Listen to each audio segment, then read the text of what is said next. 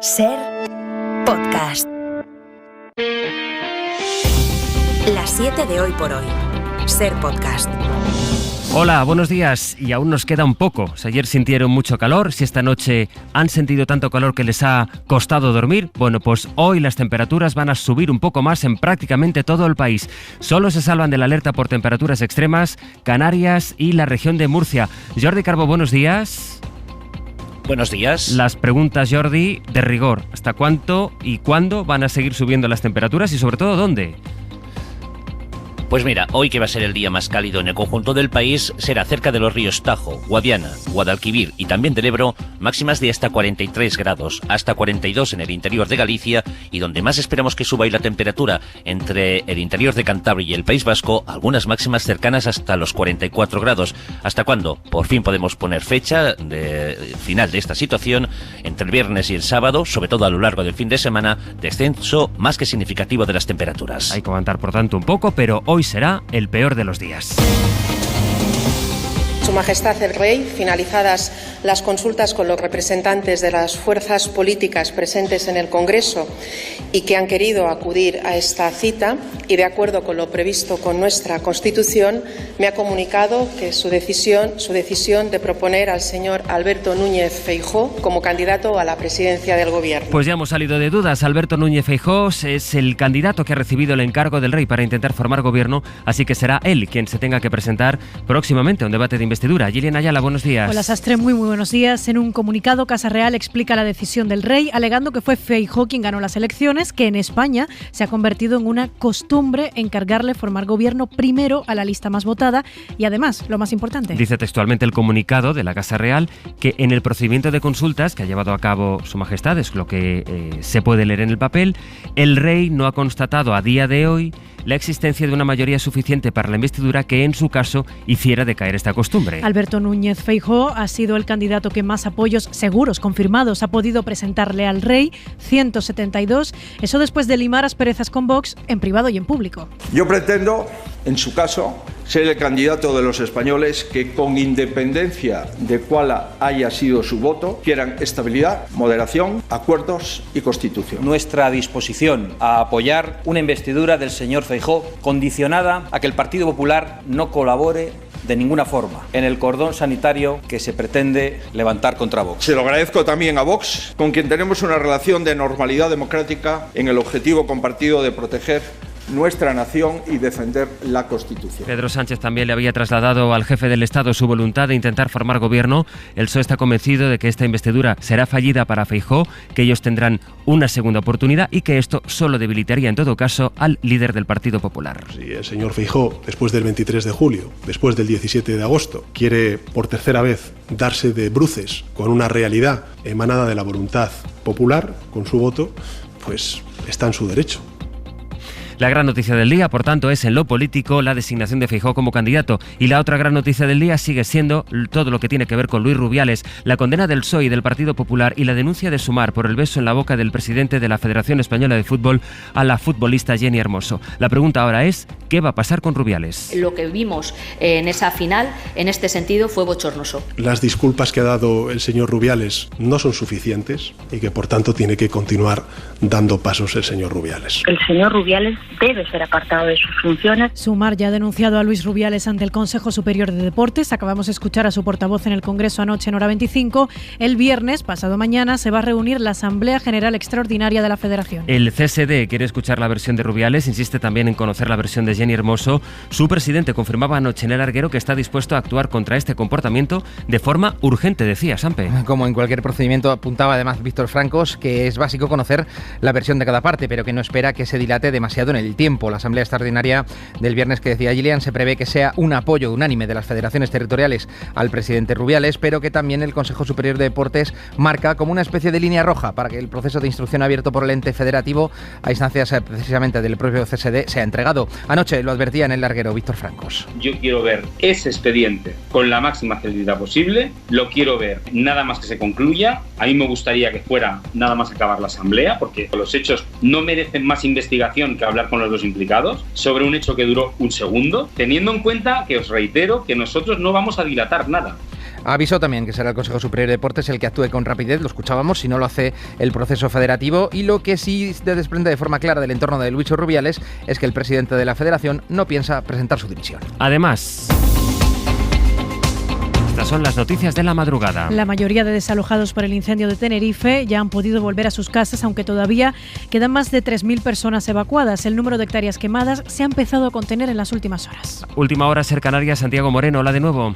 ¿Qué tal? Buenos días. El fuego apenas ha avanzado 100 hectáreas, según las últimas estimaciones, tras quemar en total cerca de 15.000, con un perímetro de 90 kilómetros, una evolución positiva del incendio que ha permitido la vuelta a casa de 8.355 vecinos, tras 7 jornadas agotadoras para los equipos de extinción que se han enfrentado, según aseguran, a un tsunami de fuego. Los trabajos ahora se concentran en estabilizar el incendio, para lo que se han destinado esta noche 6 brigadas en 2 puntos en los barrancos de Malabrigo, en Güímar, una zona muy complicada con pendientes altas. Con todo, no hay que fiarse, las temperaturas siguen siendo elevadas y el terreno quemado muy caliente, que puede alcanzar los 400 grados, provocando nuevas reactivaciones. En Moscú, un dron ucraniano ha impactado en un edificio de oficinas a solo 5 kilómetros del Kremlin. Se ha cerrado temporalmente y por tercera noche consecutiva el Aeropuerto Internacional de Moscú. Es miércoles 23 de agosto.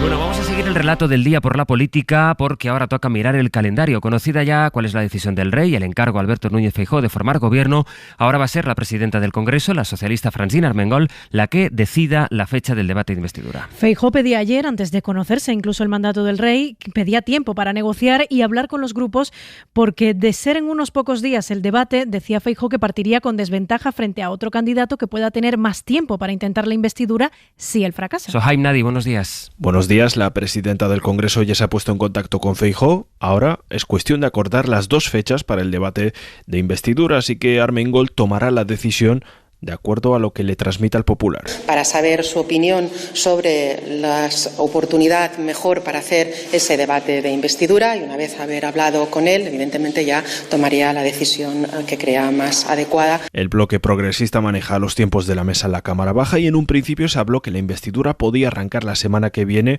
Con esto se pretendía que en el peor de los escenarios, si ninguno de los 2 candidatos logra su objetivo, los nuevos comicios no cayesen en plena época navideña, aunque preguntado Feijóo sobre esta posibilidad, considera que arrancar la semana que viene es demasiado precipitado. Entiendo que antes del lunes no se puede hablar con nadie, entiendo yo, no están constituidos los grupos.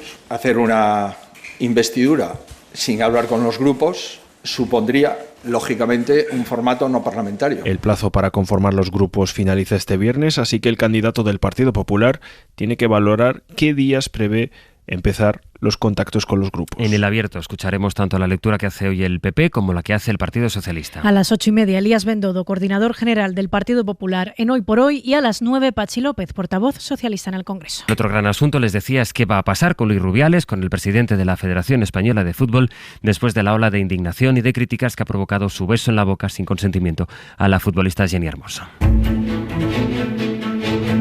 Ha contado ya Sampe los caminos administrativos que quiere abrir el gobierno, la situación dentro de la Federación Española de Fútbol. Luego hay otro polo, otro terreno, que es el estrictamente judicial. Ahí sabemos que la Fiscalía descarta actuar de oficio en este caso. Pedro Jiménez. El Ministerio Público ha estudiado el caso y considera que legalmente no es posible, según fuentes de esta institución consultadas por la SER. Primero, porque los hechos requieren denuncia de la persona agraviada para poder actuar, pero aún así, en este caso, estas fuentes sostienen que no sería posible hacerlo tampoco, porque los hechos ocurrieron en Australia y allí no puede actuar la justicia española. Jenny Hermoso tendría que ser la que interpusiera allí denuncia para abrir un proceso judicial contra Rubiales. Y el tercer gran asunto del día es el que notamos todos, el calor. Euskadi es la única comunidad que está hoy en alerta roja. Allí se esperan 41 o 42 grados por la tarde. Bilbao, Isabel León, Egunon. ¿Qué tal, Egunon? En concreto los esperamos aquí en Bilbao, en plena Aste Nagusia, como nos encontramos. Las mínimas esta noche se han sostenido, estamos ahora mismo en 23, pero en el Monte Oiz se han registrado ya 25 grados en altura. En municipios vizcaínos como Zarátamo, a eso de las 2 ya marcaban 29. Nos falta costumbre, nos decía esta vecina, y claro. Aquí estamos acostumbrados a que refresque. Entonces es horrible porque no descansas, no duermes, no descansas, toda la noche sudando. Fatal, la verdad que muy mal, fatal, fatal. El Gobierno vasco ha activado ya la fase de alerta del Plan de Protección Civil de Euskadi. Esto es seguimiento permanente de la situación y activación de procedimientos y recursos susceptibles de ser necesarios en la fase de emergencia. El caso es que en el resto de Europa también se están batiendo récords. En Suiza, por ejemplo, tienen ahora casi 20 grados más que la media para estas fechas. Y la imagen, desde luego, más trágica la hemos visto en Grecia, en este caso por los incendios forestales.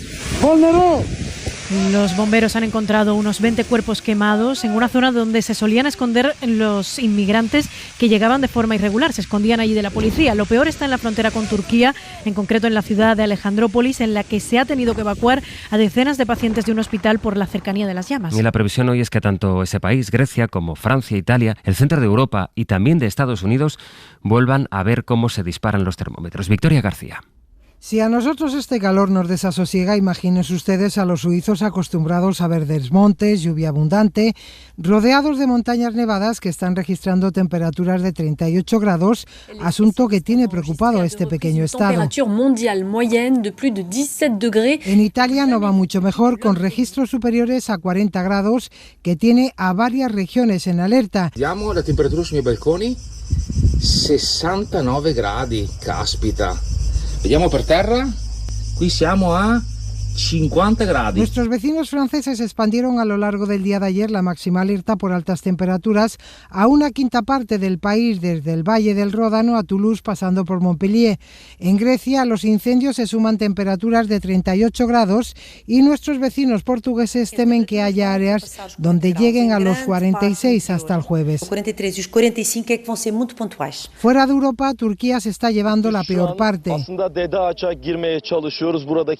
Sin hablar de los países de Oriente Medio acostumbrados a que pegue el sol con contundencia, en Estados Unidos ha aflojado un poco el calor en los estados centrales y en California, aunque se mantienen los incendios de los lagos en Canadá. Aquí en España el incendio de Tenerife es el más complejo que ha sufrido la isla en los últimos 40 años, el más grave del año en nuestro país. Las tareas de extinción, nos han contado en varias ocasiones aquí en Hoy por Hoy los expertos, están siendo también difíciles por la zona y la orografía, y por eso esta mañana hemos querido hablar con uno de los pilotos de los conocidos como botijos. Es uno de esos 3 hidroaviones del Grupo del Ejército del Aire que está trabajando en Tenerife. Nos parece un testimonio muy interesante que ha recogido Javier Bañuelos.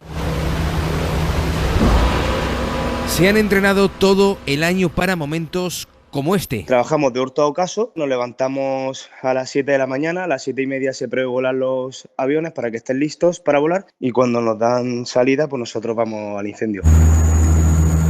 Esto es lo que se escucha en la cabina de un CL-215, los míticos aviones amarillos del Ejército del Aire, y esto es lo que se ve ahora mismo desde el cielo de Tenerife. Pues de primera una imagen un poco desoladora. A mí personalmente lo que más me impacta es ver cómo las llamas y el humo se acercan a viviendas de la gente. He de decir que yo no había visto hasta la fecha nada parecido. El teniente Álvarez pilota uno de los 5 hidroaviones del 43 Grupo del Ejército del Aire que luchan sin descanso. Desplegamos desde la base aérea de Gando y diariamente vamos a Tenerife Norte. 9 horas al día, sin tregua. Llevamos cerca de 230 horas voladas y unas 500 descargas de agua, lo que supone 2,5 millones de litros aproximadamente.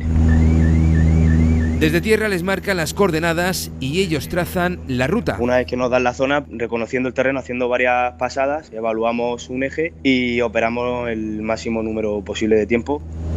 La pericia de estos pilotos es única. Bueno, las maniobras más exigentes en nuestro vuelo son la carga de agua y la descarga.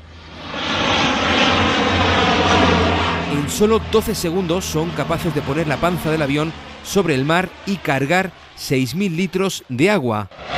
Después viene lo más arriesgado. Nosotros la descarga la solemos hacer a unos 100 pies del terreno, que es bastante bajo, y sí, bastante cerca, lo hace un poco peligroso. Cuando el avión regresa a pista... Cuando nos bajamos sentimos, al principio una sensación como de adrenalina, ¿no? Llevamos muchas horas con un estrés alto en cabina, pero luego es una cosa muy gratificante poder ver que has sido tú el que has estado ayudando. A esta hora el teniente Álvarez vuelve a estar a los mandos del CL-215, deseando que sus pasadas sean tan efectivas como las que vienen haciendo desde hace días.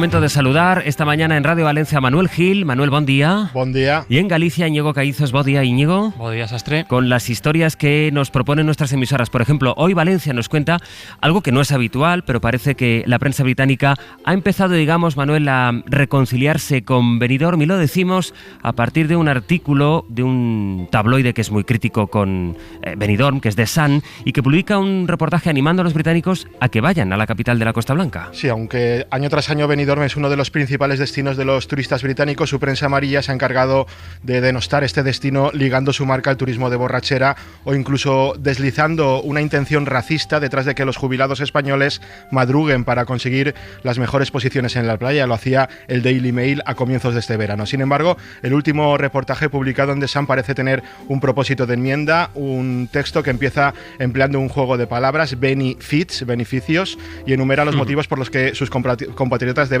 elegir Benidorm. Por supuesto está el clima, 320 días de sol al año, pero también la oferta de entretenimiento para todas las edades, la atención sanitaria o la mayor calidad gastronómica, y es que aún querrán comparar ese fish and chips bajo la lluvia en la campiña inglesa con una tapa de patatas bravas y una rica fideuà en una terraza frente a la playa de Poniente de Benidorm. Bueno, si quieren compararlo, cada uno es libre de empeñarse en lo que quiera, ya ellos. Bueno, en Galicia, Íñigo, siguen apareciendo animales de todo tipo. De todo tipo, después de los tiburones, de las carabelas portuguesas, vuelven los clásicos. Manoliño es un delfín que viene cada verano, al que le encanta jugar con humanos, a diferencia de lo que hacen los animales de su especie. No solo huye de las personas, sino que se acerca a saludar, a jugar, nada, interactúa. Os preguntaréis por qué. Pues es un pouco como lo del cuento del patito feo. Alfredo López, biólogo. Porque, digamos, as súas carencias afectivas, as súas carencias sociales, o levan a veces pues mesmo a buscar compañía, por así decirlo, ¿no? Bueno, pues los delfines pasan de él y se acercan a la costa a jugar con los humanos. Este año ha vuelto en buen estado de salud porque el año pasado se clavó un arpón grande y estuvo a punto de morir. Además de Manoliño, han vuelto las orcas, no tan amigables.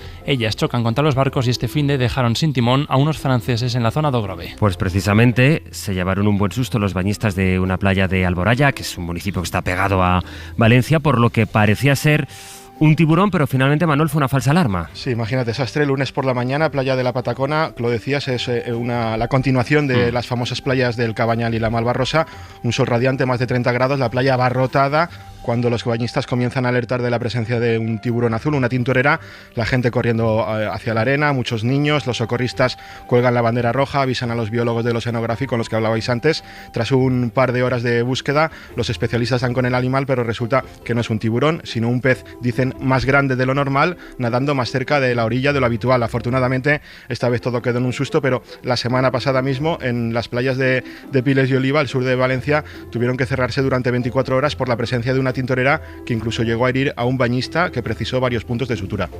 Pues desde luego un buen susto. En fin, Manuel, Íñigo, que tengáis un buen día. Gracias, compañeros. Chao. Chao.